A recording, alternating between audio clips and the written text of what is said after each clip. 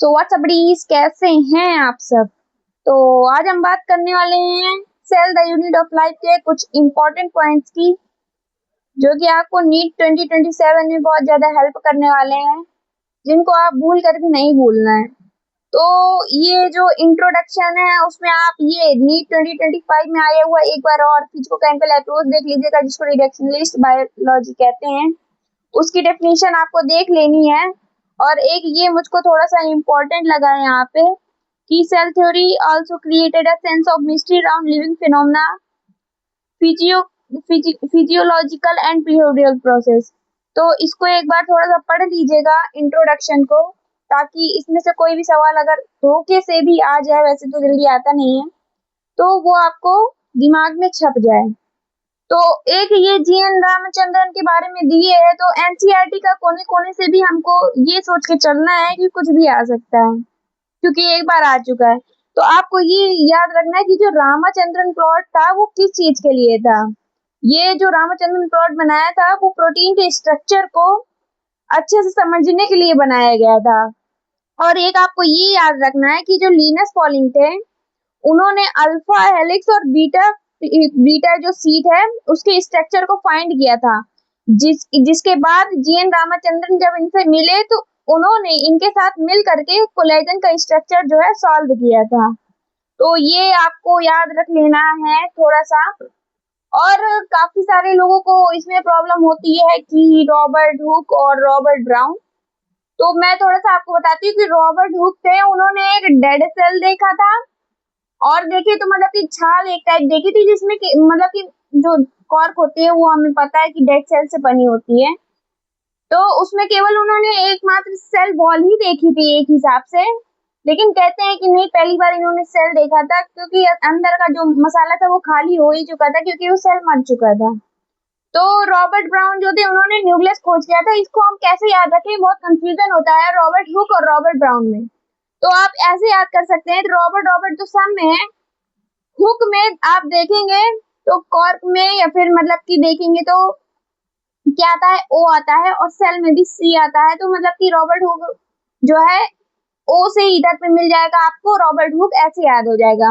और न्यूक्लियस से आपको रॉबर्ट ब्राउन में एन आता है, लेकिन आपको रॉबर्ट हुक में एन आने की कोई भी वो नहीं दिख रही है। तो आप ऐसे याद रख सकते हैं कि रॉबर्ट ब्राउन में एन आता है और न्यूक्लियस में भी एन से स्टार्ट होता है। तो इसलिए जो न्यूक्लियस की खोज है वो रॉबर्ट ब्राउन ने की थी।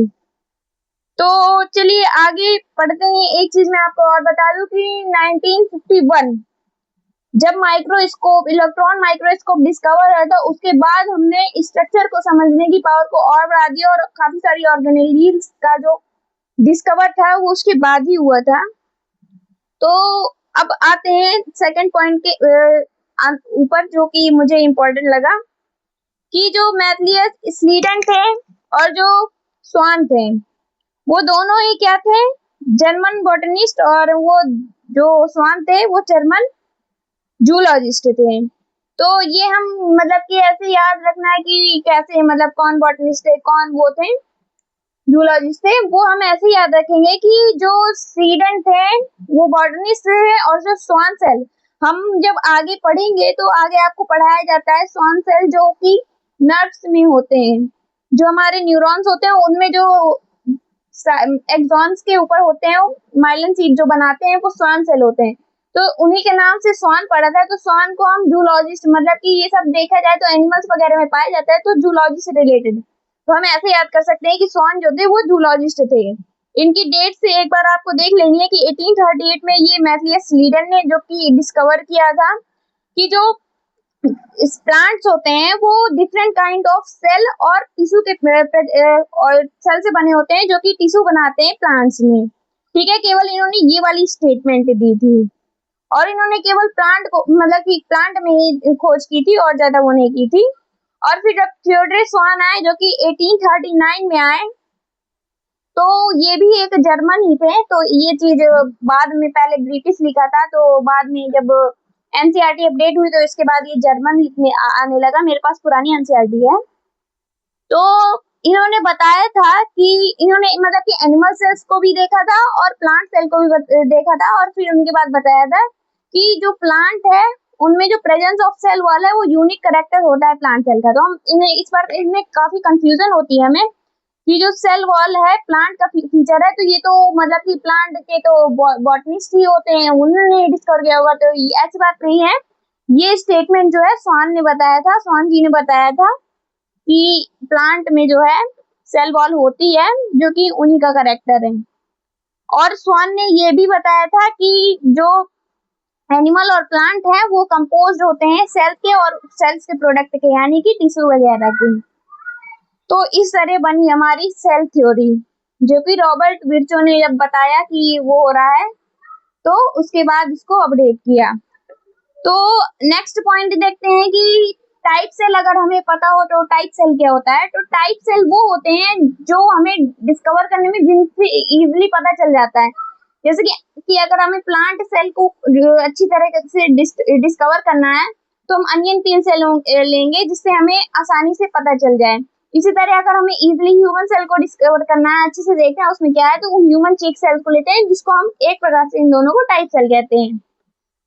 अब आते हैं नेक्स्ट पॉइंट पे, जो कि है माइकोप्लाज्मा के बारे में। तो इसमें बहुत ज्यादा वो होता है कि पीपीएलओ और माइकोप्लाज्मा का साइज क्या है, लिंक है। तो माइकोप्लाज्मा को ही हम पीपीएलओ ही बोलते थे। तो कई जगह इसका मतलब कि साइज लिखा तो थोड़ा सा होता है। तो साइज हमेशा ये याद रखना है कि लेंथ से छोटा होता है। तो साइज जो अगर माइकोप्लाज्मा को पूछा जाएगा तो 0.1 माइक्रोमीटर बताएंगे, और अगर हमें लेंथ पूछी जाएगी तो हम 0.3 माइक्रोमीटर बताएंगे। और इधर पे भी ये है कि जो बैक्टीरिया होता है उसका जो वो होता है, तो उसके लिए हम है कि उसका साइज कितना लेंथ होता है। तो यहाँ पे जो ज्यादा दिए होता है वो लेंथ होती है, और जो वो दिए रहता है छोटा दिए रहता है वो साइज के बारे में बताया जाता है। तो चलिए अगले पॉइंट की तरफ बढ़ते हैं। एक आपको ये पॉइंट इंपॉर्टेंट याद रखना है कि जो हमारा ह्यूमन रेड ब्लड सेल होते हैं वो जो है 7 माइक्रोमीटर का होता है डायमीटर में। डायमीटर आपको अगर ये पूछा जाएगा कि रेडियस इसकी कितनी होती है, तो इसका आधा कर देना है।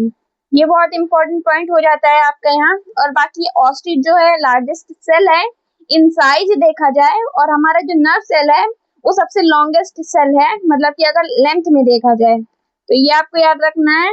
और एक ये देखते हैं कि मतलब कि जो सेल होते हैं कई प्रकार के होते हैं, polygonal, columnar, cuboidal, thread like और इवन इरेगुलर भी होते हैं, जो कि हमने वो देखा होगा स्क्वैमस सेल्स, वो इरेगुलर शेप ही होते हैं।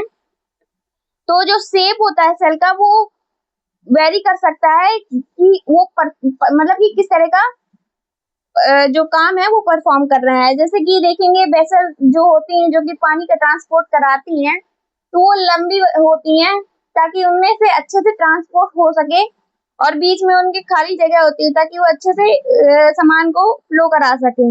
और जो सेल अपने मेटाबॉलिकली एक्टिव होते हैं उनका शेप साइज अलग होता है।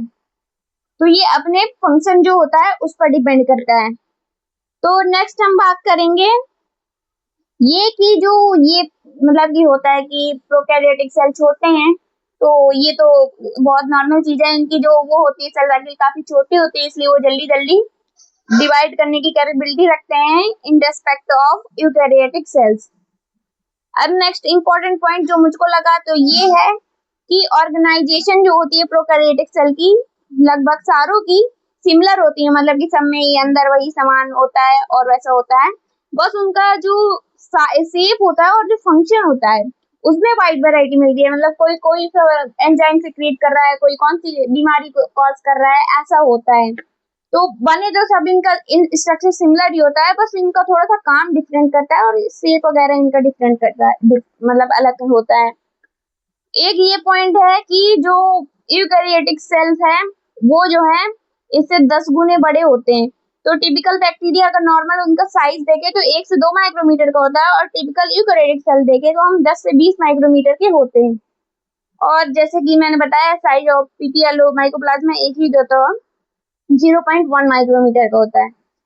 और नेक्स्ट हम बात करें तो ये पॉइंट ये है कि एक एक्सेप्शन है, जैसे केमिस्ट्री में एक्सेप्शन होता है तो बायोलॉजी में भी कुछ जगह एक्सेप्शन है। जैसे इधर पे माइकोप्लाज्मा का जो दिया है कि इसमें जो है सेल वॉल नहीं होती, केवल सेल मेम्ब्रेन पे वो होता है, इसीलिए इसको joker of the plant kingdom कहते हैं, क्योंकि ये अपना मतलब कि बदलते ही रहता है साइज अपना कोई फिक्स नहीं रहता, क्योंकि इसके पास सेल वॉल नहीं होता जो इसको रिजिडिटी दे, ताकि अपना साइज जो है मतलब शेप वगैरह जो मेंटेन कर पाए। इसलिए ये एक्सेप्शन है कि इसके पास सेल वॉल नहीं होती है। और ये चीज इंपॉर्टेंट हो जाती है कि चाहे प्रोकैरियोटिक सेल हो चाहे यूकैरियोटिक सेल हो, दोनों का जो साइटोप्लाज्म होता है उसमें सेमी फ्लूइड मैट्रिक्स होता है, मतलब कि सब में कुछ ना कुछ तो होगा ही। जैसे कि ऑर्गेनेलीज अगर देखें तो केवल प्रोकैरियोटिक में राइबोसोम होता है और बाकी कुछ नहीं होता है ऑर्गेनेलीज के नाम पे। वो सब यूकैरियोटिक फीचर्स होते हैं, ऑर्गेनेल्स वगैरह जो होते हैं इतने सारे। आगे बात करें तो ये एक काफी इम्पोर्टेंट लगा मुझे कि मतलब कि एक्स्ट्रा आपको देखना हो कि जो हम सोचते हैं कि जो बैक्टीरिया है उसका जो सेल न्यूक्लियस होता है, वो न्यूक्लियस तो होता नहीं है उसके पास, तो न्यूक्लियस नहीं होता तो वो पूरे सेल में दिख रहा होगा। नहीं, ऐसा कुछ नहीं होता है। वो सेल पूरे उसमें उसका जो न्यूक्लियस होता है, डीएनए होता है, वो पूरा मतलब कि उसमें नहीं फैला होता है सेल में, वो न्यूक्लियाइड नाम की स्ट्रक्चर में कंडेंस फॉर्म में पड़ा रहता है। तो ये आपको याद रखना है। मुझे एक जगह क्वेश्चन मिला था, इस वजह से मैंने आपको बताना सही समझा। तो कभी आए ऐसा क्वेश्चन तो गलत मत करिएगा। तो आगे बढ़ते हैं कि जो प्लाज्मिड होता है वो रेजिस्टेंट देता है एंटीबायोटिक्स के लिए, किसको, बैक्टीरिया वगैरह को। और एक और फीचर है प्लाज्मिड का, जो कि डीएनए जो है यूज होता है ट्रांसफॉर्मेशन प्रोसेस को, जो कि आप पढ़ेंगे आगे, उसमें पढ़ेंगे आप लोग, तो उसमें आपको समझ में आएगा कि कैसे ट्रांसफॉर्मेशन होता है प्लाज्मिड की हेल्प से।